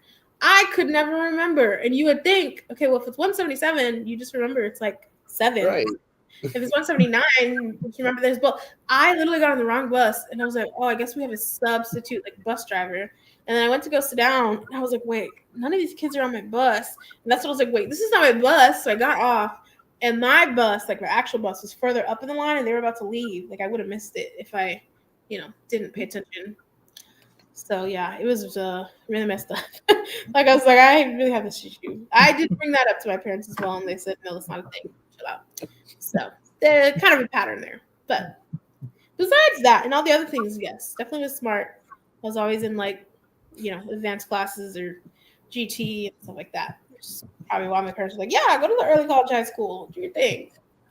So yeah. That's cool though. I mean, yeah, it's yeah, definitely there's a lot of people who have some that are smart. Mm-hmm. I know one of the guest speakers at TitCon is a NFL football player. Mm-hmm. So just goes to show you. Yep, there you go. I got to meet him. He smelled good. Very random. But, they're like, okay, like pose, for the photo. And I was like, when you get close to me, I was like, oh, he smells good. Okay, focus. Thank you. Yes, okay. Yeah, he did smell good though. I was like, I thought that was really cool. I'm like, dude, see, yeah. There's some people out there. Dan Aykroyd also has tics. He's another actor that has Tourette or autism. Mm-hmm. So really really cool to see that people can accomplish anything. I mean, you live on your own, right? Yeah. See, another thing that a lot of people don't think a lot of people with Tourette can do, and yes, we can. We definitely do. So just goes to show, like, it ain't gonna stop us. What's going on, G. Lou? Exactly. I had a bit, I want to not call it a series because it wasn't a series. It literally was just a couple videos where I was like I got in this thing where I was like juicing for a while. Juicing is expensive, so I stopped. Like juicing by yourself is expensive, or buying the juice is too much. But I was trying to like chop up all this fruit and vegetables, and I was like posting it because I was trying to post like do videos for combinations I came up with, whatever. And it just kind of came up with like doing stuff with Tourette's, because it's kind of hard. You're sitting there chopping for a long time, so that it fits in the juicer. Which there's more expensive juicers where you can put the whole thing in, like you can put the whole carrot in, put the whole apple in. But I was not about to spend $500 for that. So like that's okay. Some of them were even like $900. Like $500 was like cheap, like knockoff brand type of thing. But yeah, I was like, oh my gosh, like, this is hard. Like I'm trying to not like chop off my finger, or poke myself. And people are like, oh, try this, try that. Why don't you get whatever? So then I was like, oh, y'all are giving me ideas. Thank you. So then I bought them and I made another video of like adaptive equipment that you can use in the kitchen. So one of them was like a slap chop where you like, it's usually if something's not like super hard, like it's kind of hard to slap chop through like an apple or something. But if it's soft, you can put it in there and then you put it over it and then you slap the top, like you hit the top and then the thing inside moves and rotates and chops it up. Then I got I don't know what it's called, like a mandolin slicer or something. There's a whole bunch of different little tops you can put on. And then, like, if you have a cucumber or something, you can just, like, slide it across it and it'll slice it for you. Or, like, if you have the one that shreds, you can put that on. All kinds of stuff. Then I also got, like, a finger guard for, like, chopping with a knife. I didn't really like that one that much because it kind of felt uncomfortable. Like, it just didn't sit like it needed to. But I was like, it's cool that there's, options if I'm ever having a heavy tic day so that I don't, accidentally cut myself or slice a finger because that would not be cool. So. I know I've been watching Balin Out Loud, and she's had to like, do certain things, to not burn her house down because, and it's like, man, and like you said, try not to chop your finger off. And that's kind of hard because, like, my intrusive thoughts tell me, hey, you need to touch that knife, and Mm. and it's like Yeah. you have to not do that. So it's or you get a fork, it's like I want to stab my hand. Mm. It's like, man, you can't be doing that. So Yeah. there's a lot that goes on, a lot of things that people don't know, because I don't think we're put enough out there to really push that part of it. I feel like we do a lot of content on like the ticks itself, but not specific to like, hey, when I cook, this is what I feel is what I want to do. Mm. And like I'll grab a fork and I'm just like, I just want to stab my hand with it. And it's like, man, no. Yeah, I get that. Thoughts, yeah. That makes sense. My issues for me is more like my ticks might accidentally, make myself. Yeah, if you see all the hand movements I'm over here doing, imagine doing that with a knife. Like, it's not. right. I bring something close to my face. It's not really great. Stuff like that. It's really the small ticks sometimes that seem harmless that are like, oh, this is an issue. I've done that with like pocket knives in my hand. It's like, oh my god, I'm ticking. It's like too close to the face.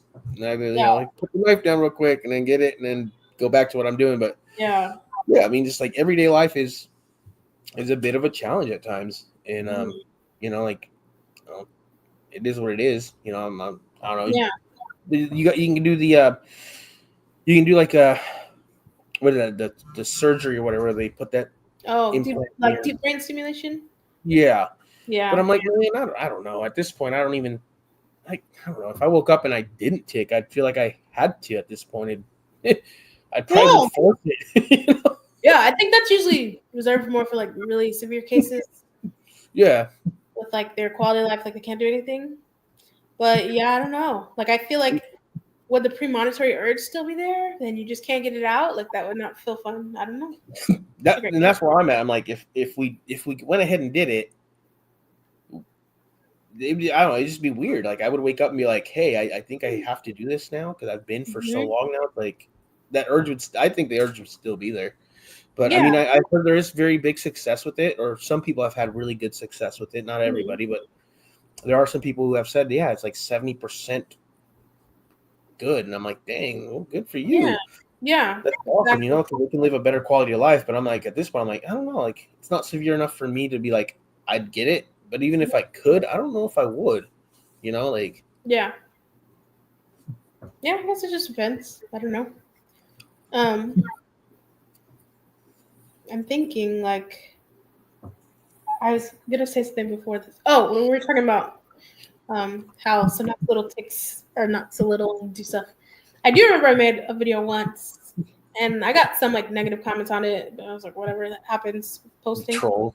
Yeah, I was like, whatever. And it was like ticks that don't seem so bad, and then how they interfere in your daily life. And so it was when I had first started like having my clapping tick, and I was kind of like, oh, okay, whatever, clapping, cool. Then it was like, oh my gosh, like I'm washing my hands, I put soap, I'm doing this, and I start clapping. The soap sprays in my face. It's like, dang, or it sprays everywhere, or like I kid you not, it was like so annoying because the funeral number one was long. One of my friends in high school, her mom had passed away, so like I went to the funeral because we were good friends. I spent the night at her house several times. Like, her mom's nice. I was like, yeah, I'm gonna go. The clapping tick, like the urge to clap, that's probably not something you want to do at a funeral. Right. And it was a long, everybody had something to say. Everybody wanted to say something. I was like, oh my gosh, like I can't, like things like that. Or like I would do the thing where I would like turn my head and clap, and I would be clapping as loud as I could in my ear. And I'm like, that's really annoying. Like, you don't think that's annoying, but you do it again and again and again and again. Like, yeah, it's really annoying. Right. I'm not trying to lose my hearing. People clapping in my ear. It's just like several. I listed like a couple other things. Like, this is like really. Or in the movie theaters, you're supposed to be quiet. You're sitting over clapping for no reason. Like, girl, let it go. Oh, it's so annoying. But yeah, I might do another one of my ticks like that.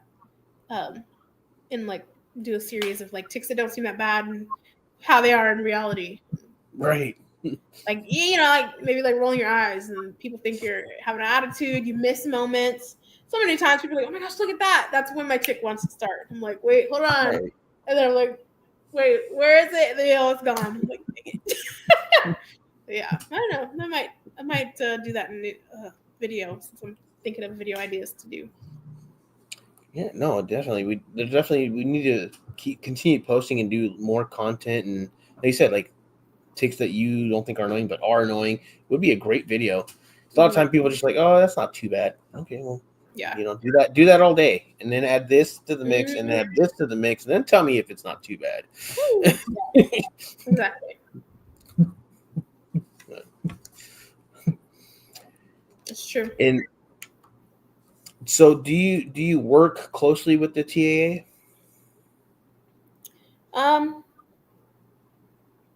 I mean, I guess in a way, like I've done like stuff for them anytime they do like videos for like Giving Tuesday or you know, information about TikCon or like another video I do and stuff. They But I don't like work for them. I just kind of have helped like video wise stuff. And then, I mean, I do like the Trip podcast, which we're trying to work on potentially getting sponsored by the TAA.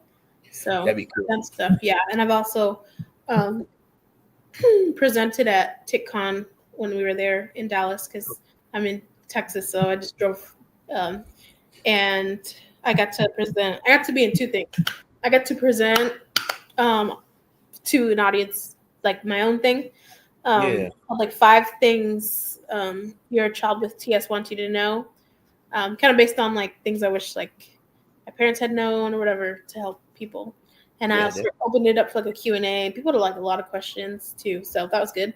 And then I was also in a panel with 4 other people on like advocacy, and it was kind of more towards teens about like questions if they had any questions. You know, us explaining our experience, how we started advocacy, like the pros about it, cons about it, you know, benefits, all that. So I got to do that too, which is really fun. It's really good. Right on. Yeah, they reach out to me periodically, when they Yeah. do like little video things or whatnot. So Mhm. it's always nice. I'm always up for it. Anytime they've ever reached out to me, I'm like, yeah, for sure, let's go. Yeah. Yeah. Like, why not? So it's always fun. I find it an experience that can spread knowledge to people, and that's why I'm like, yeah, I'm for it. Let's go. Yeah. Yeah, exactly. For sure. Right on. Right on. I feel like I don't know if I got on the path work wise that I did solely because of my Tourette's, or just I feel like I've always been this way. But I've been a disability advocate. I've been in the disability community, I guess, working in the disability community for like 11 years. But I remember in college, not high school, in college, and that summer, because I only had 2 years, right? I finished high school, got my associate's degree at the same time. Then I went on to college is what I call it. I just had like the last 2 years credits and stuff. So in between that year in the summer, one of my friends was like, "Oh, we need a summer job. We should work together." And I was like, "Yeah, sure, why not?" She's like, "Oh, we can work at this place." It was like a camp for kids and adults with disabilities of all kinds. And from there, after I graduated, I ended up working at like a after school program for kids. But then from there, I went on to do something else with disabilities. Like I just kind of did multiple jobs like that. But yeah, it was always interesting that I was like involved in that way and like helping people with whatever they needed. But all the way up until I was 26, like it was like denying my own, not denying, but you know what I mean? Like, Yeah. so somewhat denying my own disability, or like, oh, I'm not officially diagnosed, so it's fine. Like maybe if I stop thinking about it, it'll go away, and all that stuff, which is very interesting. So, yeah, I mean, now obviously, kind of like, oh yeah, I have Tourette's and I help people out that have other disabilities, and I've gotten to like do a presentation to some people at my job. Good afternoon. To some people at my job so that they can learn about it if their clients have it, and how to help and stuff like that. So, actually worked out.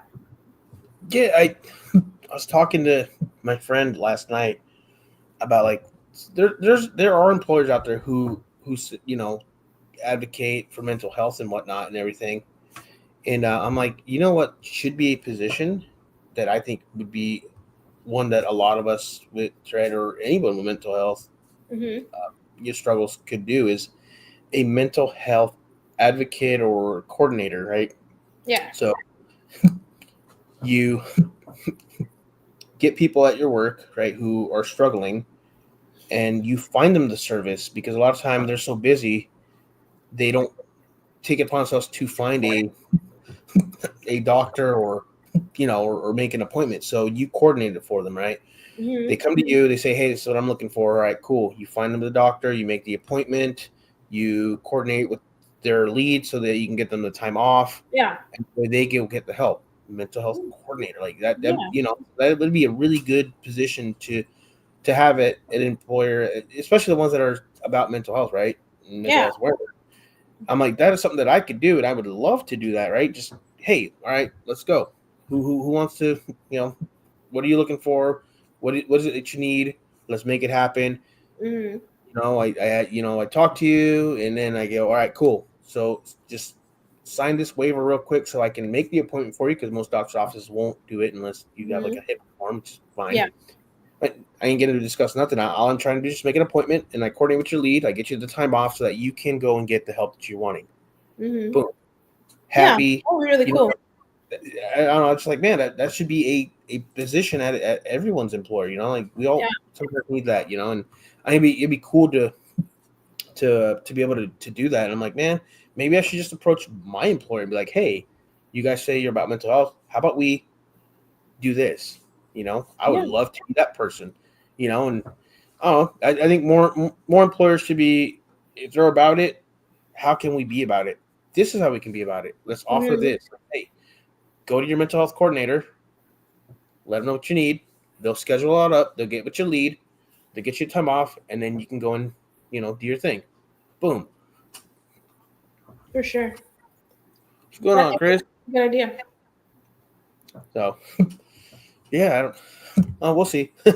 Yeah. We'll see. For sure. I don't know. I think that would be cool. It might be. I know some jobs have like employee assistance programs. Yeah. Well, for sure, like they can help you find like a counselor. So I'm wondering if they would be able to help you do that. But sometimes they help, sometimes they don't. So it's kind of like, it's probably could be like a better system put in place to do that. Yeah, and even like helping put a program together that would be that assistance would be great because I mean like my employer says they're about it, so like, right, how are we about it? Because a lot of the meetings that we have, a lot of us can't attend. Well, we need we can't because we have so much phone time that we got. Well, come on, like if we're gonna be about it, let's be about it. Let's do it. Let's really embrace what we're saying and we're preaching about. And how can we do that? Well, let's get somebody that can actually do all this for everybody who wants that help. Yeah, so. that makes sense for sure. That would be really cool. Hopefully that's something that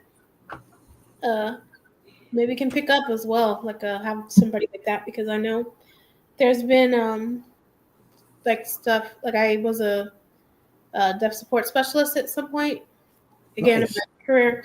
So I helped deaf kids in school with like whether it was, their schoolwork and they're trying to understand it because ASL is like a different format than English. So like interpret that for them, or like even some advocacy with like the teachers not wanting to do like the adaptive notes. And I'm like, I don't know how else to explain to you, like, you want them to take notes or you want them to look at the interpreter? Which one? So if you want them to take notes from the slide, the whole time they're gonna miss the information. So we need adaptive notes, like the notes filled in and maybe one or two blanks they could fill in, so they could like listen to the rest of the lecture from the interpreter. So it's like trying to advocate for that, and like I also worked with like one kid that was deaf and also had autism because of my experience working with the kids with autism. They're like, oh, you can work with him too, and like helping him out in classes and stuff like that. But I mean, it was really fun. Like I know people can be deaf support specialists for adults too, like helping like deaf people like with like jobs, like transitioning in that aspect of it too, like helping them with maybe resources they need, accommodations they need, and stuff like that. So yeah, maybe you need to be like a mental health support specialist. That's what I'm saying. 30 Spray J says, I don't believe employers are truly about it. They just talk a big game, throw in a website, and oh my God, they really care. Not. I definitely feel that. And like I said, like my current employer, Same thing. They talk a big game, but where are we on it? Yeah. Because the meetings that they have, a lot of time you can't join because, well, we're too busy. There's too much phone calls coming in. Mm. So how are we really about it then? You guys are just saying it, and these people get to do the meeting, but nobody really gets to join because we have to be on the phone. So Mm-hmm. where are we really at on that? And I'd love to change that. If they, I'd love to get with my employer and be like, where are we really on that? If you guys are saying you're about it, let's really be about it. How can we really be about that? I'm gonna tell you how. This is how we're gonna be about it. And I know like they say that you can get like an hour, maybe 2 hours a month, but it's like, man, half the time you don't get approved because you have to take calls. Like your call volume is too high. Yeah. Okay, then where are we at on it? We're not really about it then. Like, let's really be about it, because I guarantee, like at every workplace, there's going to be people who are struggling with something and they need some help. They want some help, but are Mm-hmm. they getting it? No. Your employer can say that all they want, but are they really catering to it? No, not really. So how can we change that? How can we really be about that? Exactly. I did have a call this week, which it was I'm assuming they were mute because they used a video interpreter. So the Mm-hmm. person on the other end of the call was somebody that was videoing with them, and that person would talk for them.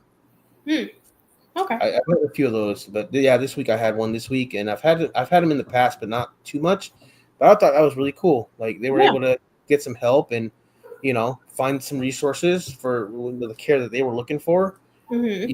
They couldn't talk, so I thought it was really cool. And man, Yeah. that job would be insanely stressful, I bet, because Yeah.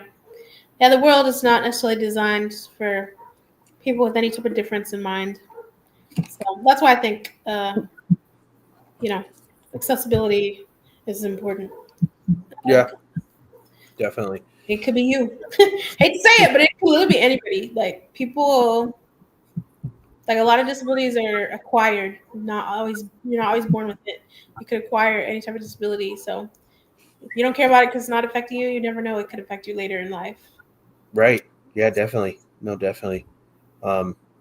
Everyone's just always on the go. It's just go, go, go all the time, Hmm. and me. That's just how the world is, working out. And it sucks because you really have to fight for what you're going through Yeah. to get something that you need, or get some help, or what I'm saying, like, or Yeah. getting ahead. Like you really have to fight for it, and it's like, man, like it beats you up because a lot of time you're like, man, why me? Why do I have to go through this gigantic struggle Hmm. and not get anywhere? But everybody else that doesn't have anything like of the sort is just shooting through it. Hmm. It's like, and it sucks. It beats you up, and it really just it gets you in a headspace where you're just like, man, today man, it could be bright as hell, and it's like, man, to me it just looks blue. Yeah. Like today isn't bright to me. Today looks gloomy, and it could be bright as hell, nice and sunny, super hot, and I'm just like, no, I don't see that. I just see nothing but clouds. It's dark and gloomy to me. It's because like we're not we're not getting that help because you have to fight to get it, and it's like, man, like I shouldn't have to fight for something that I can't help. Yeah. Like you said, the world isn't designed Mm. for. People, yeah, that are Yeah, different in some way. Yeah. and it sucks. It sucks because like at the end of the day, all of us who advocate, we're just looking to make a difference, and it's tough. Like we really have to fight to even make a difference, and it shouldn't be that way. Yeah, for sure. I'm probably gonna go here soon, so make something to eat. But I was curious if anybody in the comments on your YouTube had any questions for me. Anything at all? No question is a dumb question unless you're doing it to be condescending and not actually learn. So, any Right. question, if you know anything, that's fine. But yeah, just curious if anybody had any questions for me about anything. I'll be happy to answer them. I did have one question. Yeah, go for it. At least like for me, right? Because being a person of color, Mm-hmm. how has that affected like the way that people maybe accept or see Tourette? Yeah, that is definitely something that's always on my mind. Always kind of something I think about. I feel like part of it stems with, you know, like just the way anything like mental health wise or disability wise is talked about in certain communities of color, like how my parents didn't really think it was a thing. I think sometimes with things like Tourette's, a lot of people say, or any, mental health stuff, people say that's like a white person thing, but it's mostly because, they have resources to get that done. But it's not like it doesn't exist in other communities. I also am kind of concerned, just in my head, I guess, for if I'm ever like ticking, if I have encounters with like law enforcement, just because are they going to believe it's Tourette's, or are they going to, be just and think I'm making these movements because I'm like, coming off drugs? You know what I mean? Like you just Right, never. right. But that is a thing that is always in my head. Like I could do the same thing as somebody else uh, that's not a person of color that ticks, and it's kind of seen as like a, oh yeah, they have Tourette's or there's something wrong with them. Versus me, it's like could be seen as like I'm threatening somebody if I'm not, or just anything. Right. Or Yeah. even like the eye rolling tick. Well, she has an attitude. It's like, no, I don't have an attitude. I'm actually a very happy, go lucky person, like more bubbly. Get to know me. You know? Yeah, I'm like it's really just a tick or whatever else. So Yeah. sensory issues or whatever. So this is definitely something I always think about. Yeah, and that's kind of where I'm at too. Like my parents were, Yeah, I for sure. was kind of skeptical, right? They're like, hey, like what, Mm-hmm. not super accepting at first because, like you said, it's wait, what? Yeah. It seems like it's a little harder to understand or accept it, and Mm-hmm. it's like, man, like so then you see other people and it's like, man, like yeah, it's for real. It's not a what I'm not making it up by what I did. Yeah. Exactly. Yeah. I know we have a comment. It makes a lot of sense. Yeah. Mental health is never taken seriously in the Black community. It'd be tough, or it's tough. Um, it's, be tough. Don't be soft, act right. Yeah, it's very, very true. Or in my instance, girl, you're fine. Go pray. That was the response I got. Right. I had to go Yeah. pray. I had Tourette's, or I thought I had Tourette's, or something was going on. My body is moving and I'm not wanting it to. I think it might be this. You're fine. Go pray. So definitely feel that for sure. Yep. But I'm hoping that, as we kind of continue on in advocacy, that more people of color feel comfortable to do so as well, because there's not Yeah. as many, people of color that are advocating compared to white people, I guess. But again, that's also a cultural thing because, yeah, then it's like people are like, oh, what are you talking about? That? Oh, that's white people stuff or white. So Right. hoping to break the stigma and doing that too. So I try to talk about it. I'm also like Caribbean. My family's Jamaican, so I'm like first generation. So I kind of talk about um, that as well, like with how it's seen in the Caribbean community, because even more so it's like mental health what or like any type of disability, if it's not physical where you can see, it's kind of like okay, Right. sure. So Yeah, definitely. Thank you so much for coming on. I appreciate yeah, you. Thank you for sharing your story. thank Super you. cool to see, other people come on and just share and not feel alone. We're not alone. Just a lot of people are just not posting about it, and that's, I think, what we're trying to accomplish is bringing that awareness out. And I think you're doing a great job. I look Thank forward to seeing more posts from you. I know you've been, like you said, a little silent, you. social media, but hey, keep doing your thing and, keep on trucking and, you're welcome to come back on the channel anytime you want. And, Yeah, thank you so much. I appreciate it, and thanks for giving me space to share my story. get back into it a bit. If anybody ever has any other questions or anything else they want to know, you can hit me up on social media. I think you said all my stuff is in there in the comments. So yeah, feel free to do that, and I do answer pretty much. I've gotten a lot of different comments and questions, so I typically do answer. So yeah, just let me know. Awesome, for sure. Cool. Well, All thank right. you so much. I hope you have a good rest of your day. You too. Have a great weekend. Thank you. Bye, everybody. Bye.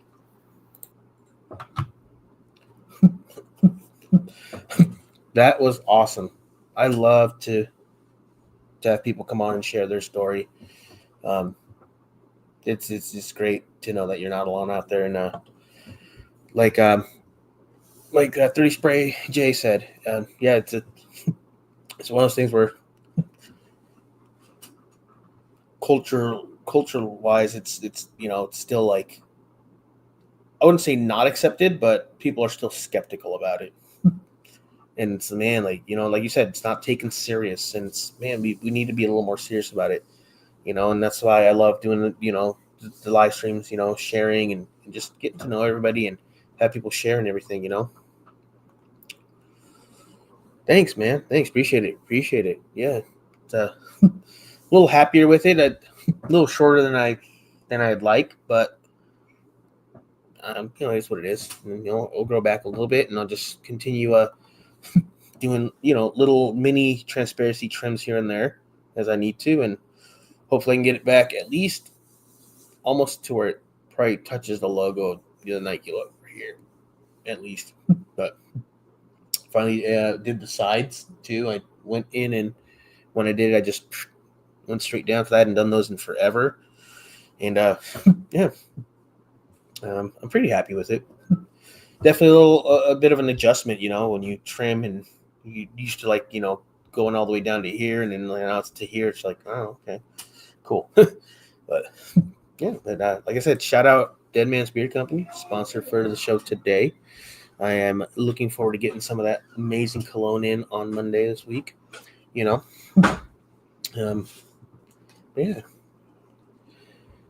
Heck yeah. Anybody have some questions or want to share comments, concerns, emotional outbursts? Let me know. I'm here for it. What is this? Lindsay, Cameron, Will. What the? Cameron, shaky. Cameron needs to be a doctor. All right, guys. What do you guys think? Should Cameron be a doctor? Look at that chicken scratch. Although I have no room to talk because my handwriting is horrible. Who did that? Lindsay or Cameron. Cameron started. That looks like CA. Yeah, Cameron started there. CA. Should we do a little line back here? Correction. Put a little correction. What is it? The little. No correction. Who's this for? Wayne, his birthday. Oh. It's a birthday card. Did you read what it says? What? Yeah. A cheesy birthday card. Cheesy birthday card. What do you guys think? But they're not representing Pepper Jack, so it's shame on this card. What? What? But I can't put my name. It's for Wayne. okay, then say Dad. Oh my goodness. Or say I love you, happy birthday, or write up a message. What the? This pen's not all right. I don't know. I just grabbed a pen from in the closet. Well, it looks like it says John. What the fuck? Your name is Jhónelle. No, I put Love You Son and it looks like a J. Thank you. I love you. Me too. I love you. Randy R. What's up, brother? Hello, Mama. You want a hot dog? No, I just did regular handwriting. I should have showed you guys. Mine is way worse than Cameron's little. If I do a signature, it just looks like a scribble. You could see there's a G and it's just a bunch of scribble, and then my last name you can see the L and it's just a bunch of scribble. I should have showed you guys.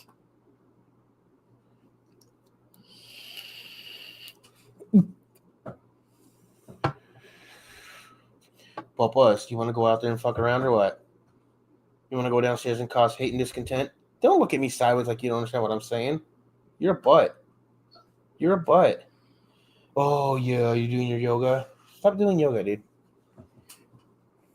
Stop doing your yogas. Oh, come here, Papas. Oh, come here. You got to come up here in the chair. Come here. Come give me hugs. Come give me a hug. Oh, you're such a booty, dude. Come here. No, come here. Oh, come here. Oh, come here. Ooh, I just cracked your elbow, bro. Ooh, ooh, ooh. Oh, yes. All right, go. Go lay down. You're a butt.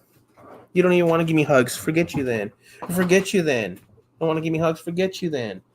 Oh, puppy papas. All right, go. Go. I'm going to... Dude, I don't want to run your foot over with the chair. There you go. Yes. Yes. Come here. No? You're such a booty, dude. You're such a booty. You're such a butt. You're such a butt. What kind of pets do you guys have? Come here. Oh, you're such a butt, dude. All right, watch out. I don't want to run you over with the chair.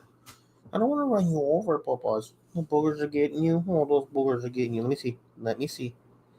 There you go. No more boogers. You little boogery man. You smell like Fritos, dude. You need to go take a bath. You need to go take a bath, buddy. You smell like Fritos. I know Beanie's got 2 dogs. Let's go. Shout out Opie. Oh.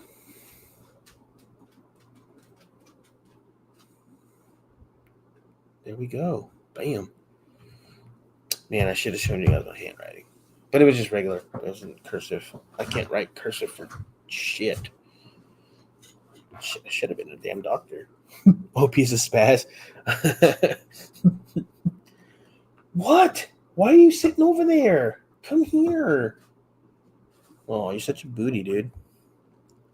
The only time he ever acts right is when we're out in public. At home, he's just, oh my goodness, he's very much a dog. He's very much a spazoid. Does his own thing, gets crazy, all the stuff. What up, Jobin? I almost watched that movie the other day. I Love You Man is one of my all-time favorite movies. You just dusted her across your open house. What a disgrace. Frankie J has a Doberman. No, heck yeah. My neighbor actually just had his second litter a couple months back now. I'm sure he's probably rehomed all of them now or whatever you want to call it. Yeah, he's got 2. He's got a rust or no, it's brown, a brown one and a black one, and then he had one of the pups that actually came out all black, no rust anywhere. Like he had like a very, very small touch of rust in the eyebrows, very, very minimal though. It just basically just all black. It was crazy. I was like, whoa, never seen that before. That was pretty cool. Dobermans are badass dogs though. Love those dogs, dude. They're freaking awesome. Frankie, is yours a traditional look to it, like crop tail and cropped ears, or floppy ears and long tail?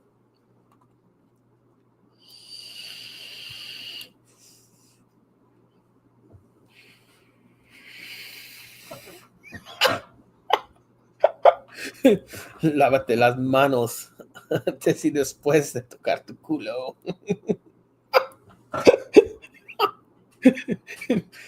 Hey, if I'm out in public and I go use the restroom and I hear somebody's walking out without hearing that sink go off, I will out loud say, gross, wash your hands, you're nasty.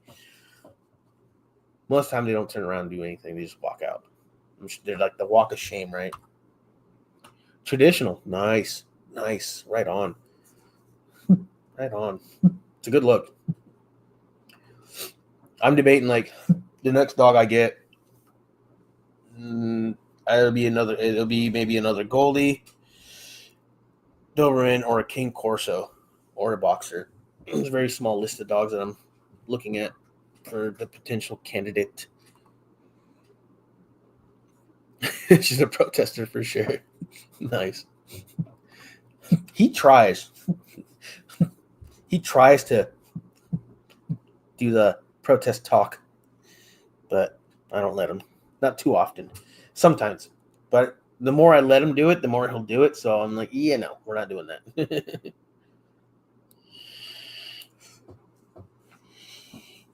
Mostly out of fear that if we're in public, he may do it.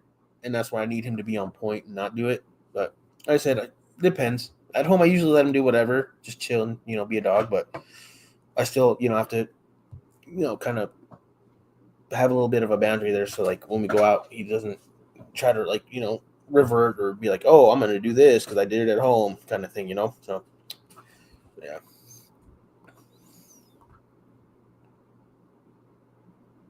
Oh, protect. Nice. our our rescues like that. She'll go after somebody. She'll say, dude, like I've almost thought she's gonna bust through the window downstairs by the stairs, right by the door, because she'll see somebody and it's yeah. And once you come in, she's like, oh, hi, cool, you came in the house, they like you, they know you, cool. But yeah, she's man, you can't even take her on a walk. She's just so on point with it. It's crazy.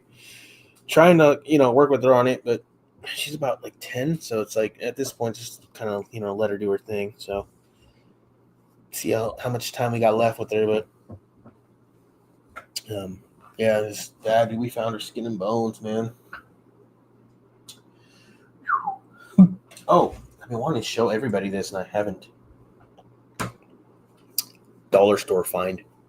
What oh, Warhead sour soda. Unfortunately, Dollar Store did not have the beers of him because I would have grabbed them, but Dollar Store didn't sell beer. But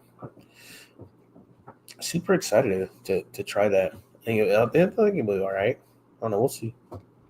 We'll see. Oh.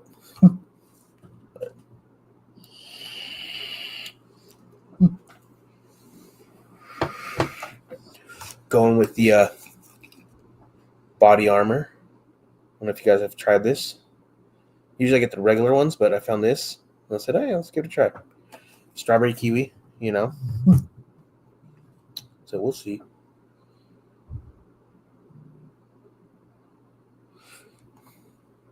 She's well trained, but people like trying to approach her. Yeah. One of the things that I always have to keep in mind is people around us, or especially kids, go to the store, go to the grocery store, and they're like, oh my God, a dog, a puppy. It's like, sorry. And, kind of feel bad, but at the same time, it's like, dude, he's working. But yeah, I get it. Yeah, Pixie's not very approachable out in public when we take her for walks. Like I said, she's very reactive, and like I said, she's had a rough life, so it comes to territory. So we don't take her on walks very often, but show her around the backyard. Otherwise, she's really a sweetheart. She's kind of like on that protector mode when we go out on walks and stuff. So it's a little hard because it's like, man, you trying to enjoy the walk, but you also got to be like, on top of it just in case there's another dog or a person or, but once you see that you're good and friendly with that person, she's a sweetheart. Isaac's come over and, she'll sit at the door barking and then she'll like get kind of crazy. I'm like, hey, it's just Isaac. And then he'll come in and she's good. And she'll be like, pet me. And then she's just in his face the entire time. What if Dollar Store had beer? You? I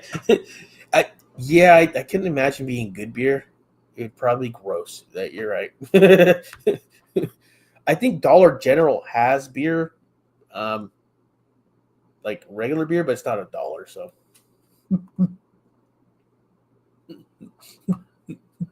that the Ghost Sour Dark Cherry, that thing was nice, dude. I liked it. It wasn't as sour as I wanted it to be, which is fine. But that's something that I definitely would probably get again for sure. I should have grabbed some last night when I went to Fry's. Kroger for everybody else on the East Coast that doesn't know what Fry's is. Well, Beanie didn't know what Fry's was until he moved to AZ.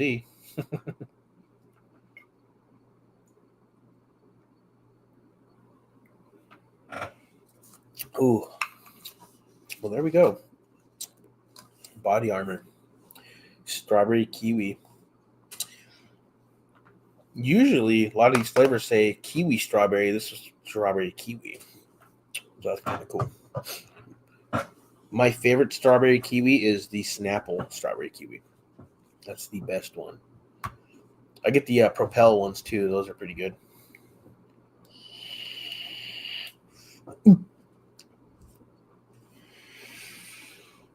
But yeah, I got a nice big shipment of Dead Man's Beard Company coming in. I'm really excited. He has updated the blend. Black seed oil is at the back end of it now, at the very bottom. So I'm super excited to see how much that comes through, because regardless of where you put it, it really comes through a lot. But now it's on the back end, it's probably a little less. I remember when he first came out, at least in the community when I found him, and man, that was potent. So yeah, hopefully now it's going to be a little better.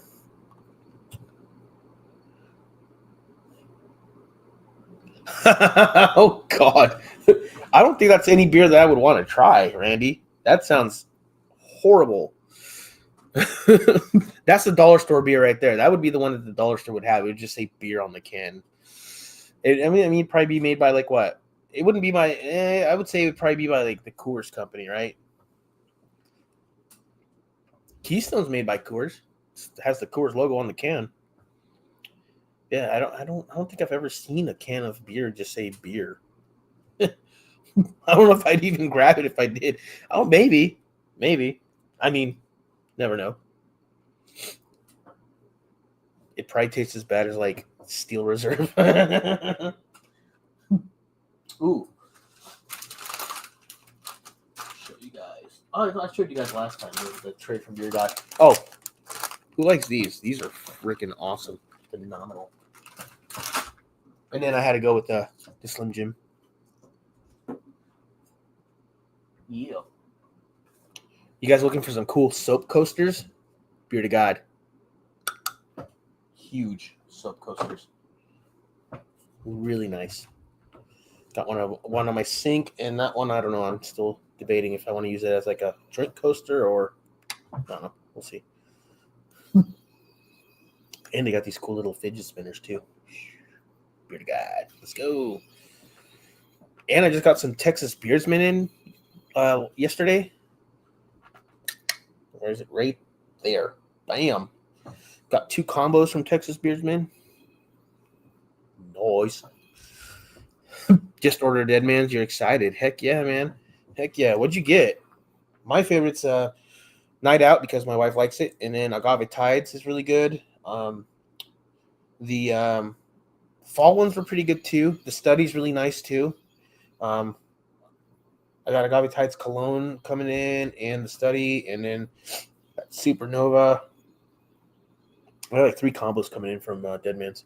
Hopefully, Bryant won't forget to put some stickers in there. But they also come in like this really cool, like burlap sack kind of bag. Those are always really nice too. And I use them for like everything. Beer to God comes with those little baggies too, and I use them for like everything. Supernova, nice. I'm excited to see or to smell Supernova and check that out because it sounded really, really good. It sounded legit AF, so we'll see. Hopefully it meets my expectations for goodness. Yeah. Cleaned off the shelves this week. Rearranged some stuff. And, dude, the most single oils that I have are going to be EDC and Dead Man's. And I'll tip the camera to show you guys. And I still got, like, 3 singles. What's going on, J. Ricks? Bam, look at that EDC up there. Bam. Is the Study leather overpowering?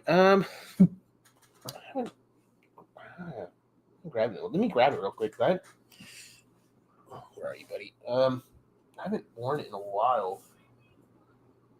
Oh, look at that. It's right here in the front. I wouldn't say it's overpowering, but you can definitely tell it's there. Let's check it out. Yeah, more leather than I remember. Yeah, it's pretty heavy on the leather. I mean, in beard, it's not as bad though. Like you can tell it's there, and then it just starts to die out. It's not too bad, but yeah, it's pretty leathery. I mean, I don't know what leather he used, but the leather scent that he used isn't as potent as like 8-bit, because 8-bit did that Blue Devil, the Sonic one, and that was so heavy. My wife was like, She's like, "What are you wearing?" I said, "Blue Devil from 8-bit." She's like, "Oh my goodness." She's like, "That is strong." She's like, "I don't like that." She didn't say that with the Dead Man's, but she could still tell it was leather though. She's like, "Why do you guys want to smell like leather?" I said, "Why wouldn't you?"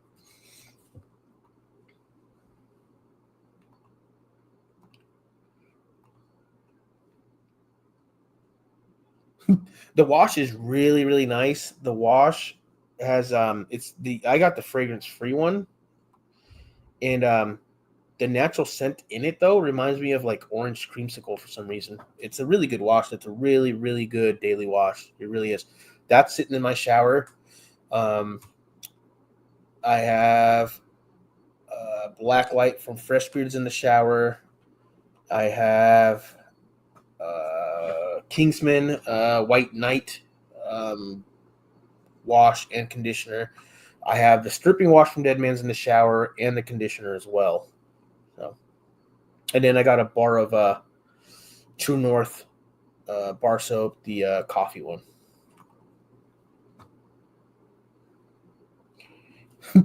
I've been using EDC wash this week. I busted out. So I have a full bottle, which I've not busted into. And then the other bottle that I had before they closed down is like this much left, and I've been using that this week. But yeah, I'm kind of babying it. But yeah, EDC, really, really nice wash. Really nice wash. Dad Beard's got a badass wash too. Shout out Dad Beards. Well, now they're Retro Beards because Shopify kind of deed them around. So, but yeah, really good wash. So if you guys haven't tried the Dad Beards or Retro Beards wash, make sure to give that a try. $12, 124 pumps. Can't beat that. Really good. And that's the fragrance free one is really good too. It's got a nice natural scent to it. Almost feel like it is scented. But yeah, the Dead Man's wash is really good. I like it. I'm starting to run low on that one. That's the one I use the most in the shower. And it is a really, really good wash, though. It is really nice. It's super gentle, non-stripping. And then he has a stripping wash, which the stripping wash always has like that natural scent that's kind of like, but I mean, you're stripping, so it's not a big deal. I also got a pine tar bar soap from Brocass, which I haven't busted into. No, Dad Beers is not back up. Dad Beers is no more. Shopify kind of messed with them. So they will now be Retro Beards, and they will be hopefully dropping stuff soon. I think they're going to just run what they have. If you want to make an order for Dad Beards, DM Johnny Grooms on Instagram, and he'll get you squared away. But yeah, they are no more. They've rebranded as Retro Beards. So I'm excited to see what they come out with. All the scents will translate over. They'll just be rebranded and new characters and whatnot. So, but yeah. Beard Octane, Classic Grooming, True North in the Shower. I have to try. I've been wanting to try Classic Grooming, man. I need to place an order with them. So we'll see when I get some moolah. Then I'll probably order something from them. Definitely the wash and conditioner because I've heard really good things about it. Marv is a really big supporter of them, and he's like, dude, you're in for a treat when you try their conditioner. So I know, like, for the longest time, if you're an older community member, I guess you could say, we all remember, what was it? I can't remember. What was that company that everybody liked the conditioner of? Come on, guys. They redid their formula, and it was not the same. Somebody, please drop that in the comments. I can't remember their name. Scotch Porter. There we go. Scotch Porter. Marv said he said is legit the Classic Grooming one, and pretty much said I would not miss Scotch Porter. There you go. Yeah. I finally finished that off. Like, it was a while ago now, but man, that can lasted for like ever. I actually gave away a can. I gave away like 2 cans of that. I had 3, dude. Right before they said, right after they said they rebranded or whatever the formula. I was like, oh, I went to Amazon and bought 3 cans, and I gave 2 of them away. Did you wash your hands? Did you wash your hands today?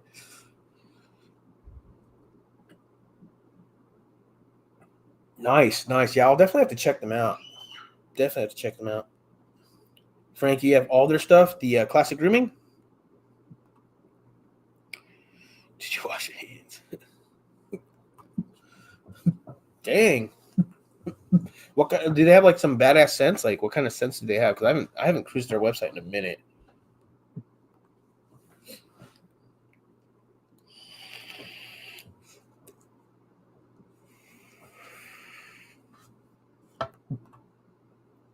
All right, cool. Heck yeah. Yeah, I that's definitely a company I've been wanting to try for a while. I just haven't gotten around to grabbing anything from them. So as soon as I get like some extra cash or something, dude, I think I'm gonna cruise their site and grab something. I've heard nothing but good things about them, and they've been like a month ago they were on my feed like constantly. So I was like, oh man, this is a sign, you know.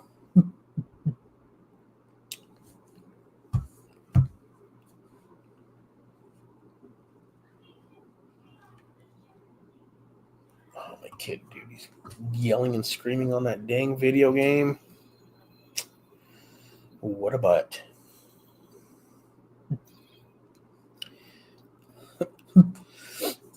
But we've been going for 2 hours, so I think I'm going to call it. I'm going to maybe get some food. I don't know what I'm doing, but maybe we'll hop on IG for a little bit and just hang out. I don't know. We'll see. But I'm going to call it. We're going to end the live. I hope everybody has an amazing weekend. You guys are awesome. I appreciate each and every one of you that always hop in here, show me some support. You guys rock. Keep rocking. Keep doing. Keep being you. Remember, we're all going through something, so be kind always. Show compassion for your fellow human being. And if you can help somebody, do it. Don't think about it. Just do it. Oh, what? Well, wear the Nike shirt. Original, Legacy, Distinctive Gentleman, Gratitude, plus 2 others. Nice. I'll definitely have to check them out. What? Ooh, that is no bueno, bro. Ooh. Well, I went to Jack in the Box last night before I headed home, and I waited 20 minutes, and then when I got my food, there was no hot sauce in there for the tacos, and one of them didn't even have cheese in it. And they had like some weird sauce in it. I don't know. It was weird, but you know, it's what it is. I should have just waited to come home because there was amazing food at home, but I had skipped out on lunch, so I was just dying, and then I got hangry, and yeah, no bueno. But yeah, thank you guys for joining. Appreciate you. Check me out on IG. I'll probably come on IG here in like the next few minutes. I don't know. We'll see. But remember, like I said, we're all going through something. So be kind, compassionate, help somebody out. And yeah, I'll catch you guys next week. Same time. Peace out, fellas.